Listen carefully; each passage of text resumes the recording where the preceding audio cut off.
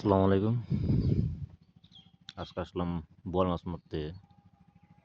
আধা ঘন্টা হইছে। এখন তো কিছুই বলতেছে না তো মাছ এই জায়গাটার মধ্যে আসলো ৩-৪টা চালান মারছে। একটা কাতল আর ২টা বোয়ালে।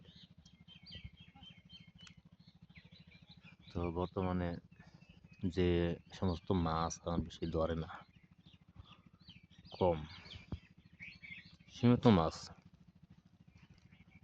বোয়াল মাছ আসলো চোখের সামনে পড়লে আদার খাইবই। তো ছিপ একটা আনছি পরে বেঁধে থেকে বাড়ি থেকে একটা ছিপ আনা হয়েছে। তার ২টা পাত ছিল হাতে, অনেকটা অনেক ছিপ। তো মাছ আসলে ভাগ্যের উপর নির্ভর করে, আল্লাহ কার কোন সময় দেয় ঠিক নাই।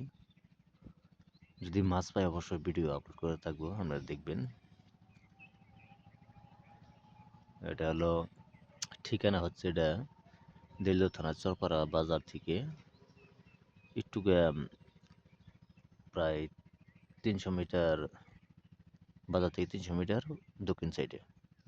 এটা হলো মুরে,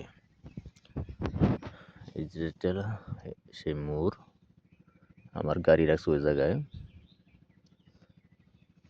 যাই হোক, জায়গাটা ভালোই আছে, খারাপ না। কিন্তু মাছ আসছে কিনা, কিন্তু ২টা ৩টা চালান দেখছি, মাছ অবশ্যই আছে, চোখের সামনে পড়লে খাইতে পারে।